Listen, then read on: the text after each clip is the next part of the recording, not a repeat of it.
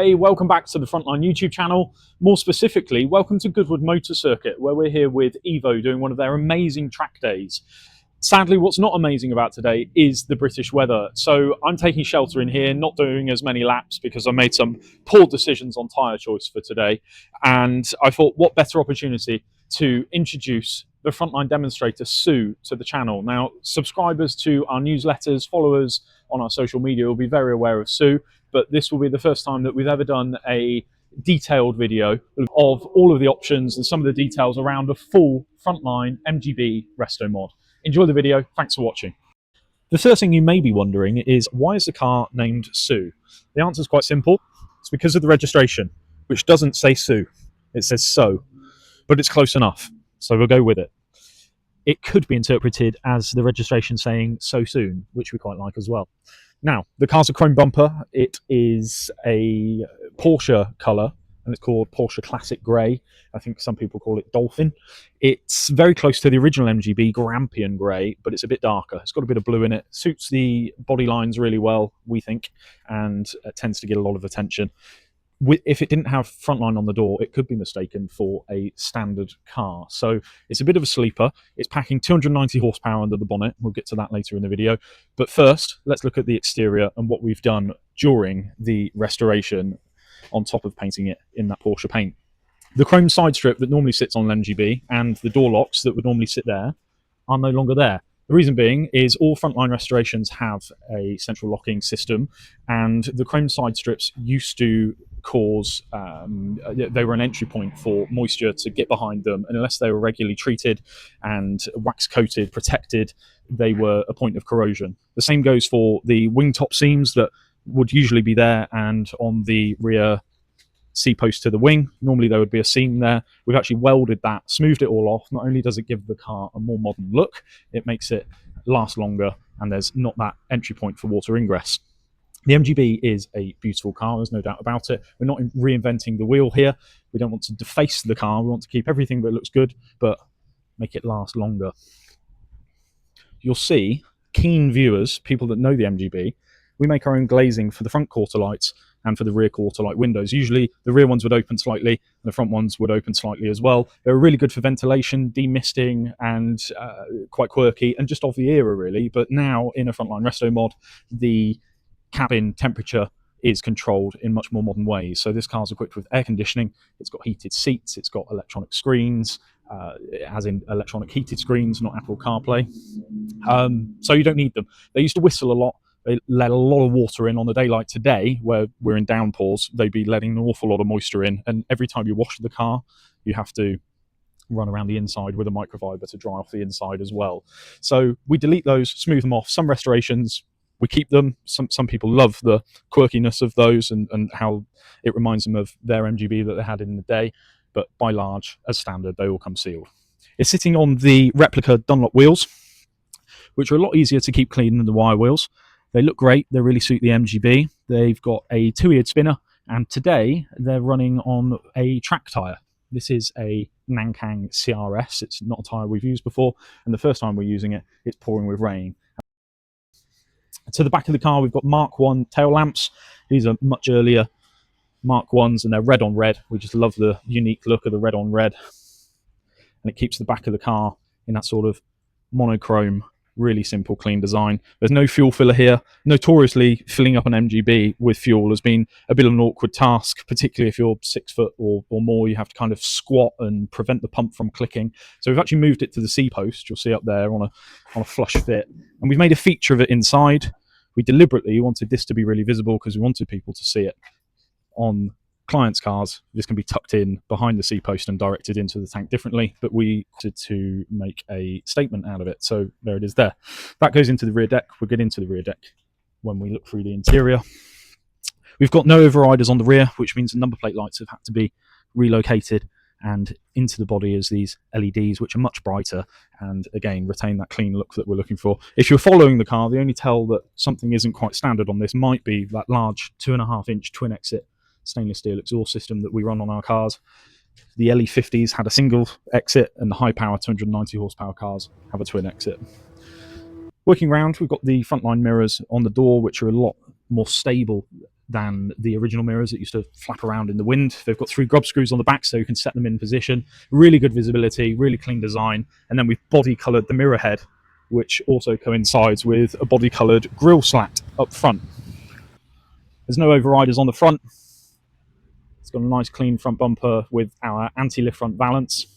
Both the valance and the mirrors are available to purchase on our website. We've got clear on clear side lights and indicators. So again, a real monochrome sort of theme to the exterior of the car, just keeping it really pure and simple.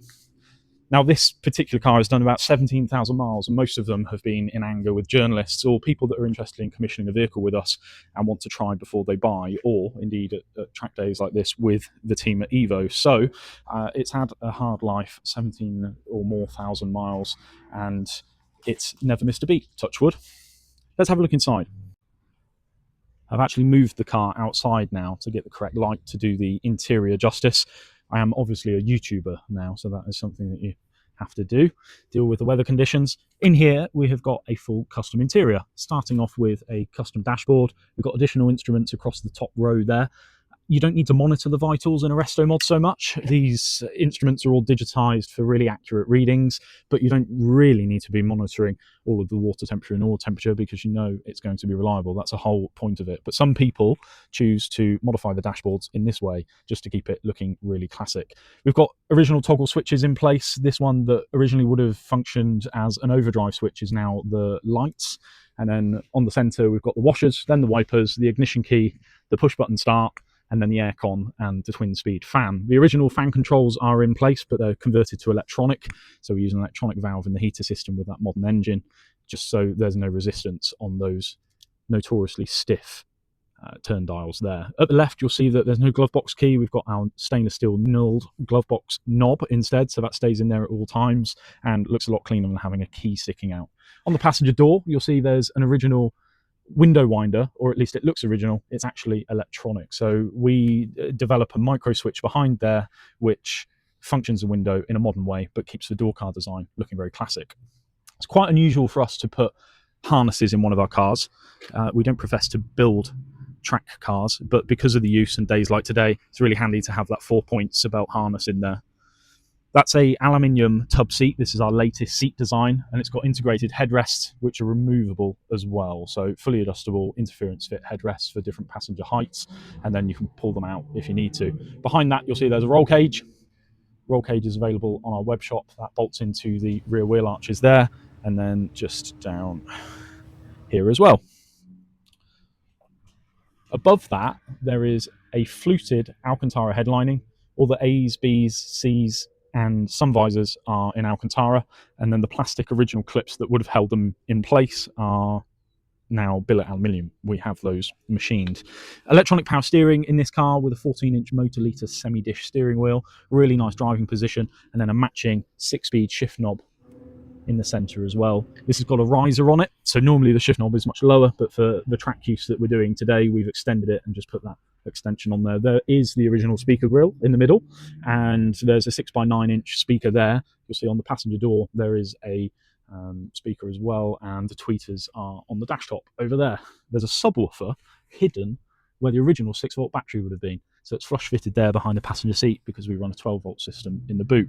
We've got a German square weave carpet here. It's one of our most popular carpets. It's very grubby because I've been in and out in the rain.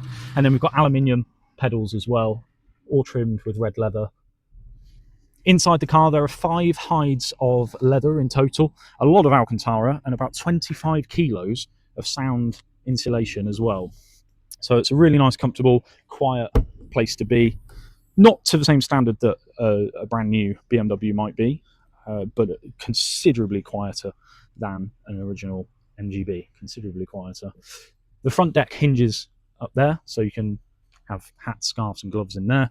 And then in the back, I've got all of my junk in here. So it's my bag, camera, the battery, the amplifier for the audio system, lots of storage in here. All the tools you need for a Frontline track day. It's a tyre gauge. No amount of tyre pressure is going to get these tyres working. There's also a cubby hole in there, so a first aid kit and a toolkit goes in there. We don't carry a spare wheel, and the reason being is we're running a 15-inch wheel. This one's running a 215 section rear tyre, and you just wouldn't fit a 215 15 in there comfortably, so we carry a tyre repair kit instead. Moving around to the passenger side, just show you, just in case the light's better. So again, we retained all the original Mark 1 steel dash features, like the pull switch for the map light. The glove box is all original with the chrome trim on it. It's a really nice classic looking design, but everything is modern and works. The pods on the side of the speaker system, that's the air conditioning pods, and the aircon unit is in the footwell here behind my helmet, which is why the footwell space is a little bit shorter than the original MGB. So it's all integrated there. All of the electronics have been moved to inside this box here. So nothing is in the engine bay. That's a full modern fuse relay board that's in there. 2 screws remove it, and then there's a diagram for all of the fuses inside it. Just give you a demonstration as to what those windows look like. So really fast, modern function. It means that you can just lean across the car and easily put driver and passenger window down. Let's pull the bonnet and have a look under there, shall we? So here we have Sue's beating heart. It's a 2.5 litre Duratec twin cam engine. It's a shared unit between Ford and Mazda, but ultimately neither of those manufacturers matter because very little of either of them remain by the time we finish doing our work to it. So we take the engine from around 170 horsepower to 290, and we achieve that by replacing all of the internals. The crankshaft, com rods, the pistons, the cylinder head porting, the inlet and exhaust cam, the valves, the exhaust, and the inlet are all unique to us. The inlet on Sue in particular replicates a Weber or a Dell'Orto carburetor, but has modern functionality with injectors beneath it. It's a really neat system, and it achieves great power. We've got a uprated heater, which looks like the original one, but it's a 2-speed, much more powerful unit. We've got a brake servo because Sue's using our Super Sport brake kit, so having the servo is really handy. And then you'll see the air conditioning unit and the aircon rad at the front. The engine is mounted as low down and as far back as we can possibly get it. You'll see that it's actually behind the steering rack. And as I say, very low down, 60 kilos lighter than the original. It's even lighter than the all-aluminium Rover Buick V8.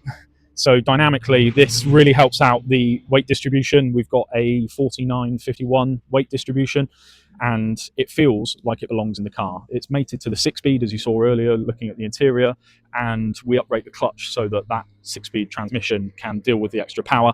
At the back, we've got our limited slip differential, uprated half shafts, and all of the bearings and seals throughout the axle are completely uprated as well, just so we've got a cohesive package. We're not trying to make the car feel like a hot rod or a kit car. It needs to be all in keeping, so it's not just a case of putting a load of power through it and not delivering it efficiently. It has to be a safe, usable package. Still no driver aids, no ABS, no traction control. The car is very raw. It's you in control. That's what our owners tend to love, and it creates a compelling package. If you made it this far into the video, thank you so much for watching. When we posted our first YouTube video, we certainly have no aspirations to be YouTube sensations or YouTubers. We had no idea that so many people were going to be interested in what we do, and so much support for the channel. It's the talented team back in Abingdon that create these cars that appreciate every positive comment that you share. Keep the likes coming, keep the subscribes coming. We'll keep investing in things like this microphone and this gimbal to increase the viewer experience. Thanks so much for watching, and let us know what you want to see next in the comments below.